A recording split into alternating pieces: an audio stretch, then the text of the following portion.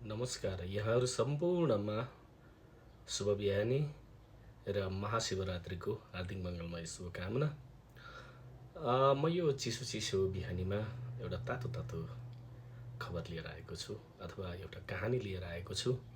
सबैले सुनिदिनु होला, बुझिदिनु होला र मनपर्छ भने यस्तै अरू कथा अथवा यथार्थ कुराहरू सुन्नको लागि अथवा पढ्नको लागि मेरो च्यानललाई सब्सक्राइब गरिदिनु होला, लाइक गरिदिनु होला। सुरु गरौँ है त।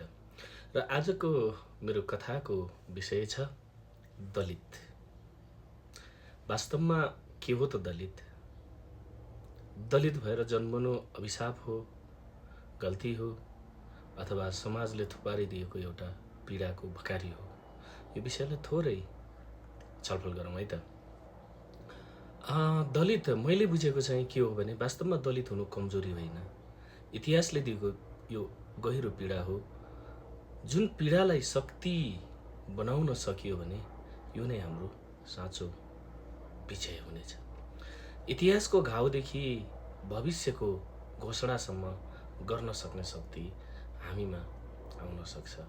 किनकि दलित हुनु कमजोरी होइन, यो कुनै व्यक्तिको असफलता होइन, यो त समाजले बनाएको संयन्त्र संरचनाले दिएको पीडा हो। एक यस्तो घाउ हो जसलाई समयले मात्र होइन चेतनाले निको पार्नुपर्छ। शताब्दीयौंसम्म दलित समुदायलाई समाजको छेउमा राखियो। पानीको धारो छुट्टै, मन्दिरको ढोका बन्द, शिक्षाको अवसरबाट वञ्चित र सीमित गर्दै, सम्मानको भाषा मौन। एउटा बालकले केवल आफ्नो नाम सुन्न चाहन्थ्यो, तर उसले पहिलो आफ्नो जात सुन्नु पर्थ्यो। दमाई, कामी, सार्की, च्यामे, पोढे, गाइने, विभिन्न। उसले सपना देख्न चाहन्थ्यो, तर समाजले पहिले उसको सीमा निर्धारण गरिदिन्थ्यो। तर यथार्थ यो हो, जातले क्षमता निर्धारण गर्दैन, परिस्थितिले सम्भावना रोक्न सक्दैन र पीडाले प्रतिभा मेटाउन सक्दैन। पीडा मेरो विचारमा विनाश होइन, चेतनाको बिउ हो। पीडा दुई प्रकारले काम गर्छ है। या त मानिसलाई तोड्छ पीडाले, या त मानिसलाई झन बलियो बनाउँछ पीडाले। अब कुरा गरौँ दलित समुदायले भोगेको पीडा केवल व्यक्तिगत होइन, त्यो सामूहिक अनुभव हो। त्यो पीडा हरेक अपमानमा, हरेक अस्वीकृतिमा, हरेक तिमी त्यहाँ जान पाउँदैनौ भन्ने वाक्यमा बसेको छ, लुकिएको छ, निर्धारित रहेको छ। तर त्यही पीडाले एउटा गहिरो प्रश्न जन्मायो, किन? अर्थात् किन? आखिर किन? यही किन नै परिवर्तनको सुरुवात हो। जब मानिस प्रश्न गर्न थाल्छ, त्यहीबाट चेतना जाग्छ। जब चेतना जाग्छ, त्यहीबाट विद्रोह होइन परिवर्तन जन्मिन्छ। र परिवर्तनका लागि शिक्षा यस्तो हतियार हो, पीडालाई शक्तिमा बदल्ने सबैभन्दा ठुलो माध्यम पनि हो। र दलित समुदायका लागि शिक्षा केवल किताबको ज्ञान होइन, त्यो मुक्ति हो। जब एउटा दलित बालक विद्यालय पुग्छ, त्यो केवल पढ्न होइन, इतिहास बदल्न पुग्छ। जब एउटा दलित युवती डिग्री लिन्छन्, त्यो केवल प्रमाणपत्र होइन, समाजको सोचलाई चुनौती दिन्छन्। शिक्षाले आत्मविश्वास दिन्छ, आत्मविश्वासले आवाज दिन्छ र आवाजले परिवर्तन ल्याउँछ। पहिचानसँग लज्जित होइन, गर्वित हुन सिकौँ, आत्मविश्वासी बन्न सिकौँ, आत्मविश्वासको आवाज उठाउन सिकौँ र त्यही आवाजले परिवर्तन ल्याउन सिकौँ। हामीलाई यसैले सम्मानित बनाउन सक्छ।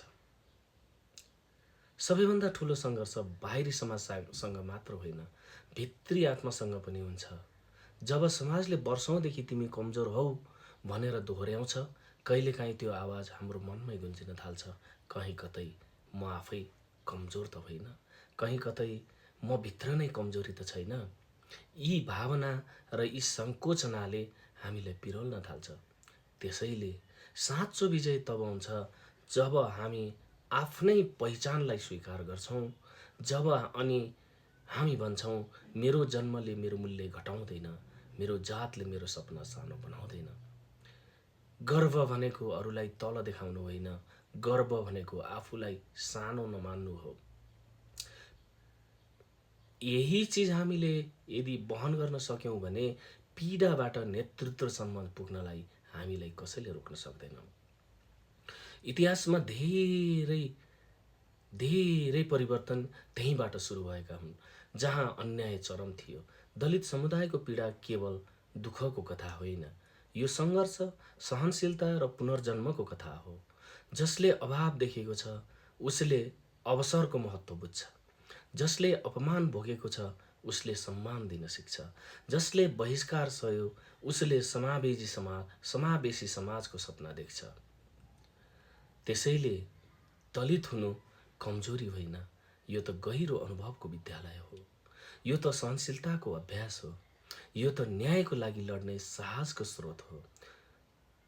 त्यसैले हामीले इतिहासको पीडा मेटाउन सक्दैनौँ, तर भविष्यको कथा अवश्य लेख्न सक्छौँ। यदि पीडालाई घृणामा बदल्यौँ भने समाज टुक्रिन सक्छ। यदि पीडालाई शक्तिमा बदल्यौँ भने समाज बदलिन सक्छ। दलित हुनु अभिशाप होइन, यो एउटा चुनौती हो र चुनौतीले नै महानता जन्माउँछ। साँचो विजय तब हुन्छ जब हामी आफ्ना सन्तानलाई भन्छौँ, तिमी कमजोर होइनौ, तिमी इतिहासका उत्तराधिकारी हौ, तिमीले भोगेका पीडा तिमीले पाउने शक्तिको बिउ हो। जब पीडा शक्ति बन्छ त्यहीँबाट सुरु हुन्छ परिवर्तनको युग। त्यसैले दलित हुनुमा हामी अभिशापी नबनौँ। यो अभिशाप होइन, यो एउटा राज्यले दिएको, संस्कारले दिएको यो चुनौती हो। यो चुनौतीले नै हामी जस्ता महान दलितलाई इतिहासको उत्तराधिकारी बनाउँछ। र जब यी पीडाहरूलाई हामीले एकबद्ध भएर, गोलबन्द भएर नेपालका ६५ लाख दलितले जब आफ्ना पीडालाई शक्तिमा बदल्छ, तब हामीले इतिहास बनाउन सक्छौँ, परिपाटी बदल्न सक्छौँ, संस्कार र संस्कृति बदल्न सक्छौँ। त्यहीँबाट सुरु हुन्छ परिवर्तनको युग समस्त दलितको लागि। हजुर हस्, कस्तो लाग्यो कमेन्ट लेखिदिनु होला, कमेन्टमा भनिदिनु होला। तपाईँको सल्लाह सुझावले मेरो यो भनाइहरूलाई, मेरो यो लेखाइलाई सुधार्ने मौका पाउनेछ र मैले आशा गरेको छु तपाईँहरूले मलाई सुधार्ने मौका दिनुहुनेछ। हस्, नमस्कार, शुभ बिहानी।